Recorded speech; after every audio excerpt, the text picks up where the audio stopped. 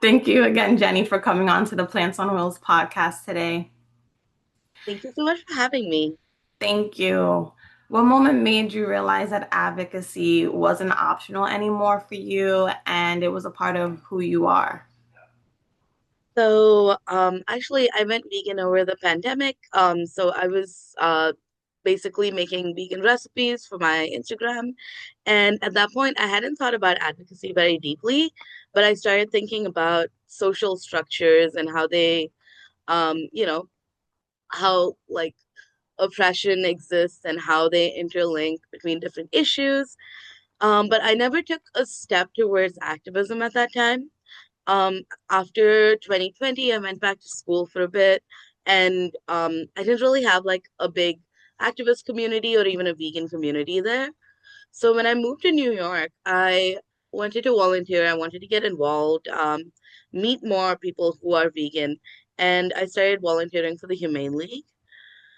The first thing I ever did was leafletting for the HelloFresh Better Chicken Commitment campaign in 2022. We had a big banner holding the same week, and I'd say like 20 people showed up. We stood outside the HelloFresh headquarters. We did some banner holding. A couple of security guards came and told us they support our cause.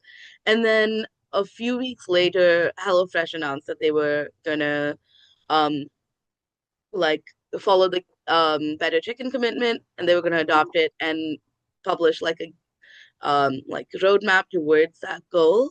And that's when I was like, this actually helped animals in a tangible way, and I should be doing more of that. So that's what motivated me to get more involved. So you saw the impact that you Yeah. were making even from your first time. That's amazing.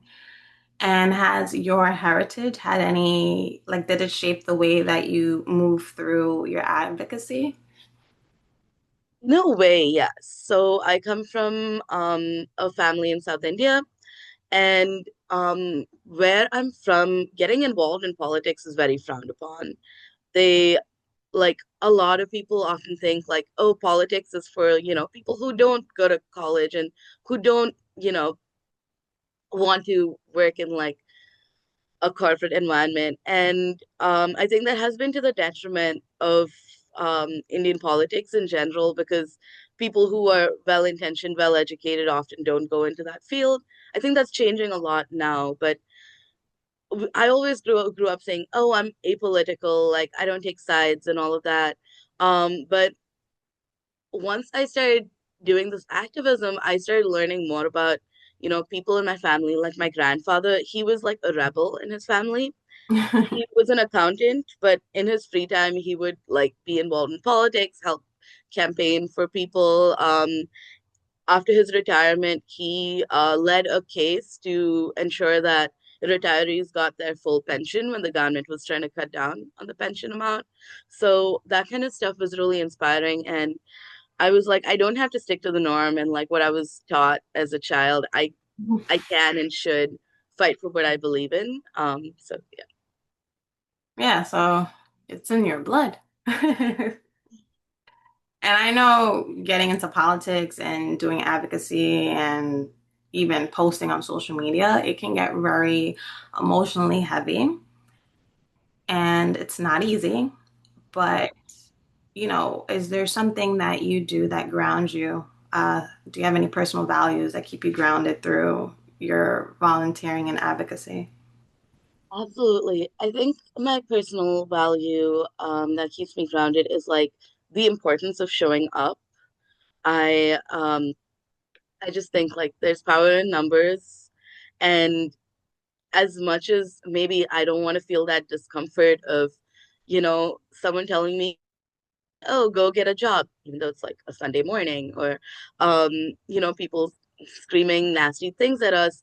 I'm like, that discomfort that I feel for 2 minutes is nothing compared to the discomfort that, the animals feel or any other marginalized group feels every day if we don't fight for them and help work towards their liberation. So that kind of keeps me grounded. On the online side, I've realized that I want to amplify causes that I believe in. And if that causes backlash from people who follow me, they don't need to follow me anymore. So I kind of, I'm very unabashed on my social media about what I believe in. And, yeah, I agree about there's power in numbers, and if you don't like what I'm posting, then unfollow me. exactly. It's very simple, but some people, I guess, have to comment on things, which we've also experienced, and then you can tell the person's either triggered or they have some type of trauma. Yeah, And really, all you're trying to do is educate people. absolutely. Absolutely. And yep, the unfollow button or the mute button's always right there. So yeah. So you say that there's power in numbers. What does that look like a day to day? The stuff that people don't see, that you don't post online, the behind the scenes stuff that you do with the organizations that you work with. Absolutely. So I am slowing down on my advocacy journey a little bit because I was busy with school and I'm like job hunting right now and all of that. But when I was in the thick of it, it really was a lot of one-on-one conversations.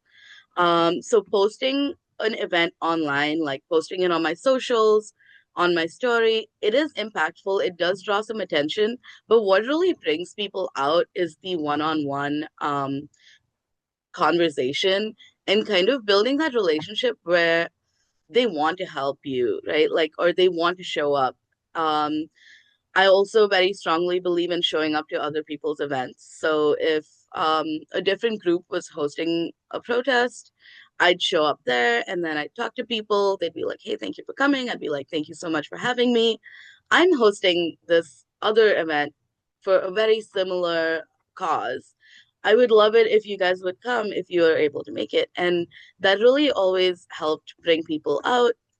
I think also creating community around it, a big part of organizing with the Humane League was we'd go do these banner holdings or leafletting, and then we'd go and get dinner together and talk about our experience, talk about, why we went vegan. I think that really helped like build that community and build the capacity in the movement.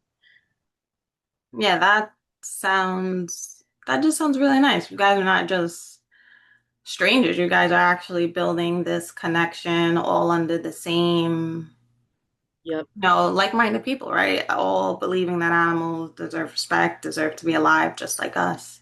And exactly. I mean, that goes into my next question, like what helps a volunteer go from showing up once to becoming someone who stays, for years? And I feel like building that connection, like you just said, you guys just were out probably volunteering for hours in the heat or the cold, and now you guys are gonna just come together and eat and nourish each other again. It's great. It's so nice. And I will say for anyone who is struggling to find community, I think since moving to New York, the first time I felt at home was after I'd made my like vegan activist community. And two people or three people that I met doing activism are now like my best friends. Like we see each other every day and like, we're like almost like family, I would say. So I think that's like my favorite part about doing activism is meeting amazing people who were aligned value-wise. Yeah.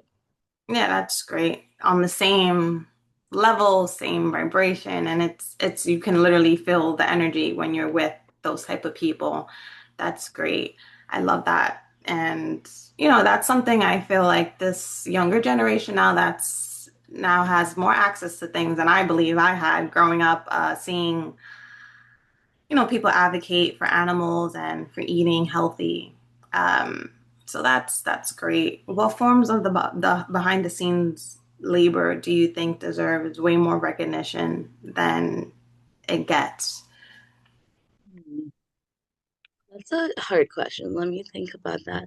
I think, and this is not something I've been extremely involved with, um, personally, especially because I've volunteered for some of the bigger companies like DHL and MFA. They have their own like campaigns and strategies team, and the volunteers do more of the execution of plans. But with some more like smaller grassroots organizations, some of the volunteers are directly um, like involved in identifying the next target, building the campaign, like, finding out who are the people in power at this company, um, who has interest in what issues, and how do we really approach like negotiating with them, or like even I would say protesting them. I think that there's a lot of thought and hard work that goes into that, and it's really inspiring to see like the amount of research they do before rolling out a campaign. And I do in the future want to be involved in that kind of stuff because I find it really interesting. Yeah, that stuff is super difficult because it's almost like you have to be very persistent. You have to Yes, be comfortable with the uncomfortable and be okay with taking some risk and just pitching things out there. And that's extremely difficult.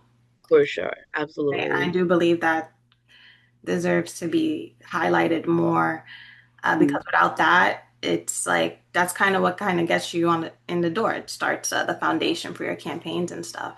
So, what advocacy approaches do you believe actually move the needle for animals? Like, what type of campaigns have you done that you've seen,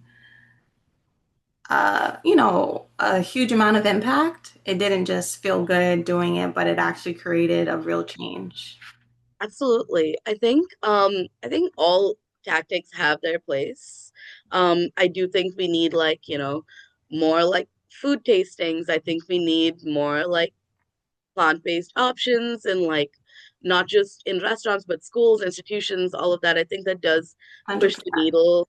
I think the tech side of like um you know alternative proteins is really important as well. And I think education, like humane education, is super important.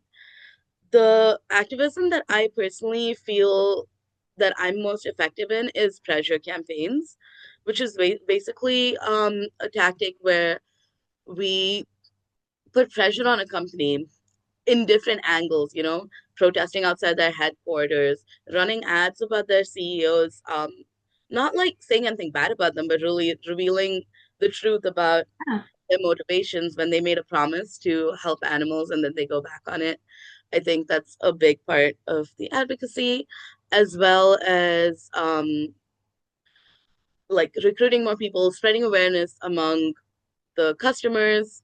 So taking that multi-pronged approach to put pressure on a company to keep the promise that they committed to, that is affordable, um, and that is also like the bare minimum that they could do for the animals in their supply chain. So I think pressure campaigns are most effective, and yeah, yeah. Yeah, it's like very badass. Just going straight for the big Yeah, corporations, which is that's amazing. If they do that, you guys are definitely setting a precedent. And again, you're holding, doesn't matter who you are, people accountable of their absolutely. actions. Yeah. And that's very powerful. So you're talking, all these different tactics and styles, Mm, outreach, policy, community meals, and education. I feel is very important as well, and education, those two things.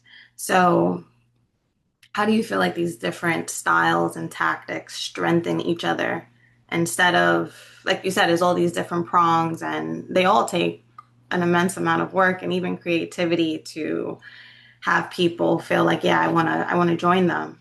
So I think they all kind of strengthen each other because it's absolutely. hard to kind of do them all together. For sure. Um, so do you feel like they also strengthen or they kind of compete against each other or it's I don't think they compete against each other at all. I do think they strengthen each other. I think I will say most people who do one form of activism often do the other. I think what I love about the animal rights movement, especially in New York, is everyone's ready to help each other. So, it's like I'll show up to your thing, you show up to mine. So each person does it all. And I think, you get those different perspectives. You get some people with like lived experience really talking about um, the impact that they've had during an outreach conversation, or vice versa. I think there is a lot of overlap. I think there's a lot of strength in doing a number of things. I also think that certain forms of activism energize people more, and certain forms are a little more draining to people. For example, I'm not the best at outreach, so I'll still go sometimes to do outreach because I want to show up for my peers, but I I do not enjoy talking to strangers on this road just because I'm a little shy. I'm a little, hesitant to approach people like that. But I love pressure campaigns. I love the energy. I love the chant. So I'll go to an outreach event and I'll do my part, but then I'll recharge by going to a protest or a banner holding. Yeah, Yeah, that actually makes sense because a lot of people aren't going to be 100% for each advocacy, but everyone can do their part because there's so much different prongs. I absolutely. definitely agree with you. And, I do also believe it's more powerful in a collective action than going solo.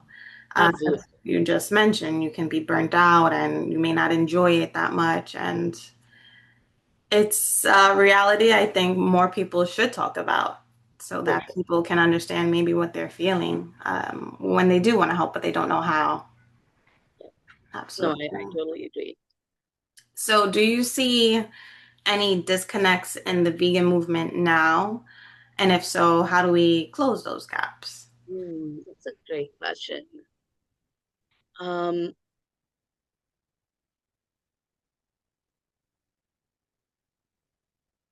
um, I think the big disconnect is like people always talk about like there's a lot of infighting. I think we're still a very effective movement, as far as like, the impact that we've had over the past few years. Like the anti-fur movement is flourishing, the cage-free movement. Also, we've had some really big wins in that aspect. I think sometimes egos can get involved, and people like to kind of like feel like they have ownership over particular campaigns or particular actions, and I think that's not really the point. It's not Yeah. like we're fighting for personal glory. We're kind of fighting for animals. We're fighting for people's rights, and I think that definitely can get in the way, but I don't think it's had as negative of an impact as it could. So that's good. Yeah, Yeah, I agree that it's a all a collective thing. We're all united in this. We're all the voice for the animals, and we just want to continue growing it louder and louder. absolutely. Do you see yourself ever going, back to your country and, starting a movement there? Yes. So there is already like a flourishing animal rights movement in India. I would love to move back. Like it's something that I'm heavily considering in the next like 5 years or so. My only concern with that is it's very different over there. The right to protest feels different. I've had friends get arrested, or not arrested, but detained just for doing outreach, for holding a sign and saying, talk to me about what happens in the dairy industry. And the cops were like, well, you can't do that. So I don't exactly know what activism there looks like outside of like outreach or something like a little on like the smaller scale. I don't know if they are able to do pressure campaigns. If that is a possibility though, I would love to get involved, love to help, you know, build the movement over there. And I mean there's a lot of opportunities. So I am like optimistic about it, but I also like there's so much I don't know because I haven't done activism there. Yeah, And yeah, I think I'd be intrigued to learn more about it. absolutely. I would too. India is beautiful, but as you said, the law enforcement there can get in the way of you doing your outreach. So I totally understand that. We want our viewers that are watching to get to know you beyond your advocacy. So we're gonna just ask you some like rapid fire questions and just short questions, no overthinking. So, what is your favorite herb to use? Ooh, my favorite herb is tarragon. I love Mm. the like licoricey flavor that it gives. So good. Yeah. Oh yeah. And your favorite comfort meal? My favorite comfort meal, when I'm home, it's usually dosa, which Oh, is like this rice crepe. But when I'm here, I like to make kimchi stew with like silken tofu and all of the fixins. Yep. that's like I can always have a soup too. And what's your kitchen tool that you can't live without? Oh my God. Wait, this is a great question, and I'm blanking. What is a kitchen tool I cannot live without? I think I'd have to say my knife. Like, I need a good, sharp knife to cook with. Like, I, yeah. So I always make sure my knife is like sharp and yeah. Yeah, I need a new set completely. What is a kitchen fail you still think about? Kitchen fail that I still think of. So I used to work at Planta as a line cook. And we had a very busy night, and I was supposed to what's it called? I was supposed to help on the line, but also cook some sweet potatoes for next day's service. So I set an alarm on my phone. I put these sweet potatoes in the oven at like 3 p.m. and my phone died. Oh And no. it was so busy. I was thinking about 100 other things. And at 9 p.m., I'm like, oh my God, those sweet potatoes are still in the oven. And this was like literally 15 pounds of sweet potatoes. And Oh. I'm like, oh my God. Like, I was very disappointed in myself. Um, Surprisingly, I didn't get yelled at that day. And I think it was because it was such an honest mistake. And my boss was like, I've done that before. And it's not okay that you did that, but never do it again. You're fine. Just cook a new batch in the Oh my morning. gosh. Phew. I'm Yeah. always forgetting stuff with two kids, so I Oh my completely God. relate. What is one restaurant that you would go to for the rest of your life? Ooh, okay. My favorite restaurant in the city is Bodhi Kosher and Vegetarian Restaurant on in Chinatown. It's on Mulberry Street. Yes, I've been there. So good. I go there literally almost every week, and it's amazing. I took my parents there when they came to visit. Yeah, really great place. Yeah. Yeah, I like it. So where do you see advocacy going in the next decade? I think it's only going to get stronger. I'm really hoping that the environmental movement and the animal rights movement come together. I feel like there's not a lot of collaboration on that front, but so much overlap. So I think I would love to see the people who are, fighting to end fossil fuels, fighting to end like, exploitative data centers to also want to end factory farming. Because there is like a data point that says that even if we stop using all fossil fuels right now, the we will not hit our like target of reducing the global temperature without ending factory farming. Like if we transition to clean energy right at this moment, but continue to eat the amount of factory Oh, farmed true. products, we will not hit our climate targets. So I think that's what I'm hoping for the future. Um, yeah, and I'm hoping to have more people show up for the animals and for other issues as well. Yes. What impact do you personally want to leave on this movement? I don't know. I mean, I would love to work within the movement, but I'm also happy to have impact without doing that, like from volunteering. I I think if I'm so sorry, there's an ambulance here. I think if I leave the movement and I mean, I think like once I've done my work, I'm just hoping that maybe cage-free eggs are the norm by the end of my lifetime. So I think that would be really That would nice. be that would Um, be great. it's a small ask. It's not liberating any animals, but it is making their lives a little better. So yeah, cage-free eggs by 2070. Let's hope. Oh yeah, I think that even with the amount of people that are advocating now, like you said, it's only going to continue growing. So you might see it before then. I hope so. Yep. Yeah. Yes. And for someone listening right now who wants to get involved but doesn't know where to start, what do you tell them? Um, I'd say just go like I think um joining an Instagram or a Facebook group is a great way to know about where things are happening. There's also like if you just Google like animal rights groups, that's how I kind of came upon the Humane League. I just Googled it. I was like, places to volunteer for animals. I think that's a great way to find opportunities to get involved. If they're walking by 14th Street and they run into the what's it called? The Anonymous for the Voiceless people, go Yeah. talk to them, ask them how to get involved. People who do that also do other stuff. So if they want to do outreach, they can do it. If they want to do something else, they can like learn about it at those events. And yeah, I think there's a space for every single person in the movement. Yeah, I I think those agree are too. And what is your message to the world? the my message to the world. Oh, that's a deep.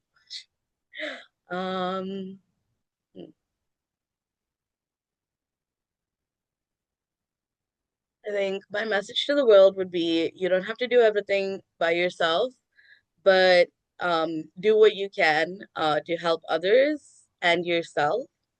And every little bit counts. So your actions will have an impact in building like a wider movement and just making the world a better place. So doing something is better than doing nothing. That is beautiful. Thank you so much for this conversation. We are so grateful to have you in our community, to connect with you, to gain knowledge from you, and thank you for your advocacy. And if people want to find you, want to connect with you, where could they find you? So my Instagram is the Indian herbivore. So Indian underscore herbivore. Yep. So Doesn't matter, but you'll. I post food pictures over there and I post updates about actions, policy issues surrounding animals and so on. All right. Thank you so much, Jenny. Thank you. Have a beautiful day today. Thank you, you too. Thank you. Bye bye. Bye.